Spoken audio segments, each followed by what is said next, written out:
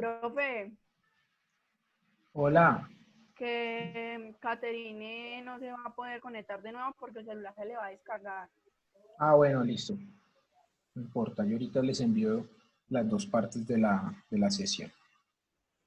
Ya es para terminar. Igual ya estamos terminando pues en tiempo, no en tema, sino en tiempo.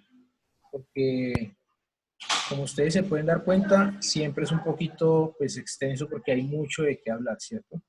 Hay muchos temas allí pues, que se relacionan, que se involucran y lo importante es como tratar de profundizar en lo que más se pueda. Bueno, Profe, ¿qué esperemos diferencia entonces. hay ¿Sí? ¿Qué diferencia hay entre un río y una quebrada? ¿Entre un qué? Entre un río y una quebrada. Lo que pasa es que la quebrada es afluente del río, es como un bracito del río. Eso sería como, pues, en términos muy sencillos. eh, y también, digamos, en términos de, en términos del relieve, por ejemplo, acá en este esquema tan sencillo, pues digamos que acá en esta parte podría ser una quebrada, ¿cierto? En términos del relieve, de su altura, de su grado de inclinación, esto podría ser una quebrada, mientras que ya en esta parte encontramos un río donde ya digamos hay un afluente mucho más grande, un afluente de agua, pues una fuente o afluente de agua mucho más grande, donde también podemos encontrar especies, diferentes a las que se encuentran en la quebrada, tanto vegetales como animales. Entonces, esa sería como la diferencia.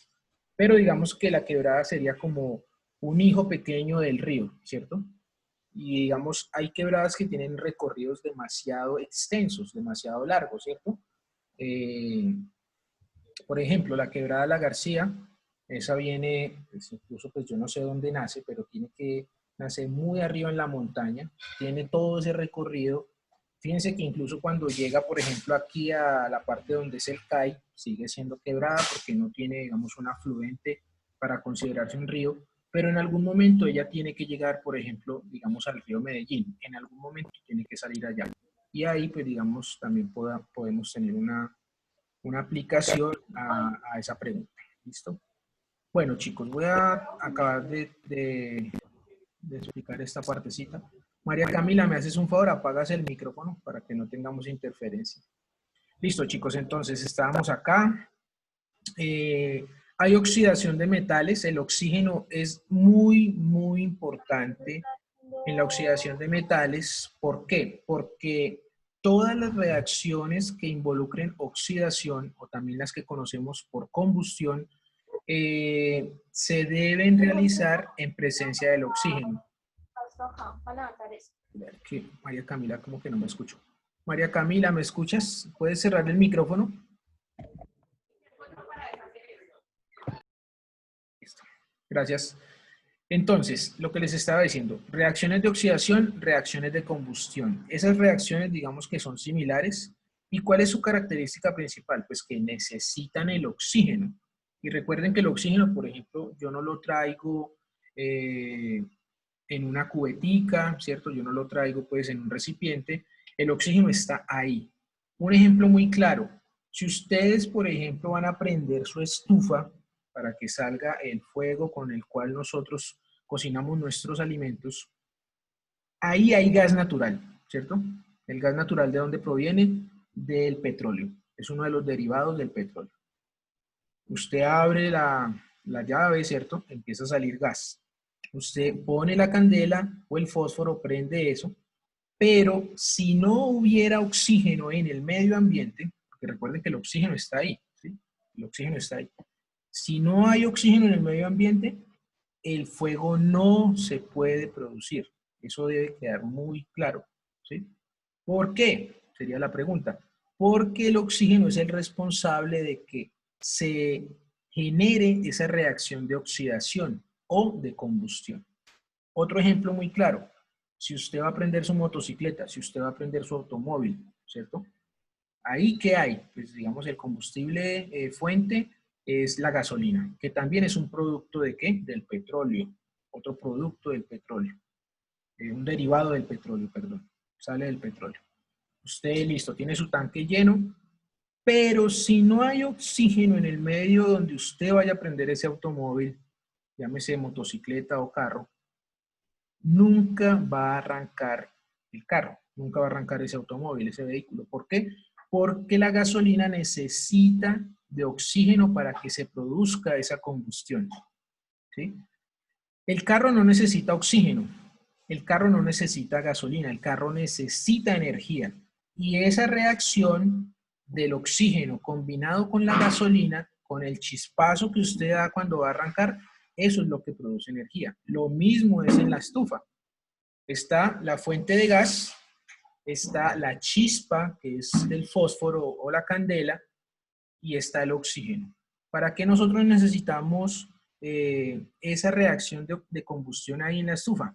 También para obtener energía, ¿sí? El calor es energía, no para, digamos, tener otro tipo de consideraciones. Ahí no vamos a obtener otro producto, ¿sí? Otro producto no lo vamos a obtener. Pues lo importante para nosotros, en términos de esos dos ejemplos que les estoy dando, es la obtención de energía, que es, digamos, una de las razones más importantes de la existencia del oxígeno. Obviamente, pues también está el proceso de la respiración, pero es que dentro del proceso de la respiración, de los seres vivos que necesitan el oxígeno para vivir, también dentro de nuestro sistema se producen reacciones de combustión.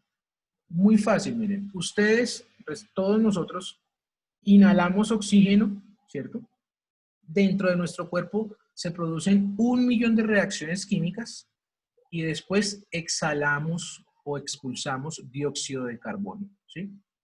Pero eso es en milisegundos, o sea, en un parpadeo, en un tiempo muy corto. Entonces, digamos, todos esos ejemplos son muy importantes, o sea, tenerlos en cuenta. Son ejemplos muy cotidianos que quizás muchos de nosotros conocemos cómo es que funcionan las cosas, pero realmente de dónde proviene eso. Y entonces, como estamos hablando del oxígeno, pues es importante ver cuál es su importancia, ¿cierto?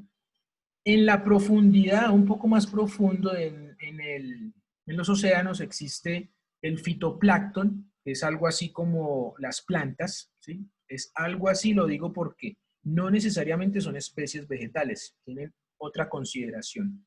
Flotan en la superficie del océano, son parecidas a las algas, el fitoplancton. Y ese fitoplancton es muy importante a nivel marino porque, digamos, de ahí muchos seres vivos, pues obviamente marinos, se alimentan de él. ¿Y cómo existe el fitoplancton? Pues existe o puede existir como las plantas, haciendo el proceso de la fotosíntesis. Recuerden, si no hay proceso de fotosíntesis, las plantas no existirían. ¿Cuál es la importancia del proceso de fotosíntesis? Que produce el proceso de fotosíntesis produce oxígeno y hace que las plantas sean el primer organismo en la cadena trófica o en la cadena alimentaria de todas las especies. Recuerden, está el, está el autótrofo, ¿sí? Que sería la planta, el autótrofo, o el productor es el único que produce su propio alimento. Recuerden, la planta es el único que produce su propio alimento, ¿sí? No hay ningún otro organismo vivo que produzca su propio alimento. Los demás tenemos que irlo a conseguir. Entonces, por ejemplo, en esa cadena, ¿quién seguiría? El herbívoro que se come las plantas, o sea, al autótrofo. Luego el carnívoro que se come el herbívoro. Y luego, pues, digamos, los omnívoros que ahí, digamos, podríamos clasificarnos nosotros porque comemos de todo. Podemos comernos una planta, podemos comernos un herbívoro, podemos comernos otro carnívoro. Entonces, fíjense que es toda la importancia que hay. Bueno, chicos, vamos a hacer lo siguiente. En términos ya de la consulta, de la investigación o de la tarea para complementar ese taller, recuerden que son los dos últimos puntos, o específicamente el último punto, porque el cuarto es un listado de los ciclos y aquí en las diapositivas ya los van a encontrar, ¿cierto? Que son 6 de los cuales hablamos ayer y ahí están. Van a hacer lo siguiente, ¿sí? Recuerden que esta presentación yo la envío para que los que no estuvieron en este momento la vean y tengan en cuenta de todo lo que hablamos, incluido pues lo que voy a hablar a continuación.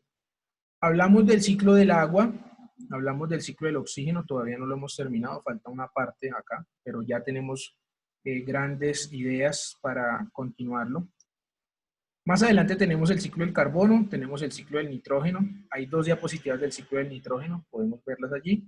El ciclo del fósforo y el ciclo del azufre. Digamos que ahí hay mucha información que a ustedes les puede servir para explicar ese último punto. Entonces, la idea ya sería, en estas 2 sesiones que vimos ayer y hoy, pues ya se dio un abordaje bastante general y también en algunos tópicos específicos para que ustedes ya tengan alguna herramienta de poder finalizar ese punto quinto, que es quizás el más complejo del taller. Y necesito también que tengan en cuenta esta pregunta, que era de lo que yo les estaba hablando principalmente en el ciclo del agua. ¿Qué fenómenos pueden alterar los ciclos biogeoquímicos? Entonces yo les doy una clave acá. Los fenómenos principalmente son en términos contaminantes, o sea, la generalidad es la contaminación. Pero entonces la idea es que sí identifiquemos, por ejemplo, lo que yo les estaba hablando, contaminación del suelo, sí, pero ¿de dónde proviene esa contaminación? ¿Cómo se contamina el suelo? Contaminación atmosférica, sí, pero ¿cómo se produce esa contaminación atmosférica? Contaminación del agua, bueno, sí, todos sabemos de la contaminación del agua, pero ¿cómo se puede producir la contaminación del agua? Digamos, esos 3 son como los aspectos más importantes de los fenómenos bajo los cuales se pueden alterar los ciclos, pero lo importante aquí sería que los explicaran, ¿sí? O sea, algo muy breve, muy conciso, pero que quede claro. Que hay contaminación atmosférica en este ciclo. Bueno, sí, pero ¿de dónde proviene? Es eso, ¿listo? Pues ya, muchachos, dejaríamos ahí, porque ya, pues, ya se acabaría la sesión de clase. Muchas gracias por los que se conectaron. Ahí estamos pues, siempre presentes. La mayoría de ustedes siempre están en las sesiones. Déjenme, yo tomo la asistencia con un pantallazo. Listo, chicos. Entonces, que tengan un feliz fin de semana. Cuídense bastante. Cuidado con las restricciones que hay este fin de semana aquí en el municipio. Y nos vemos la otra semana ya con, espero ya tener todos los trabajos calificados. Y si hay alguna duda en esta parte de este taller, quedo atento a escucharla. ¿Listo, chicos? Entonces, descansen y que pasen un feliz viernes. Gracias, Hola, profesor. Luego. Lo mismo, Chao, profe, hasta luego. chao, chao.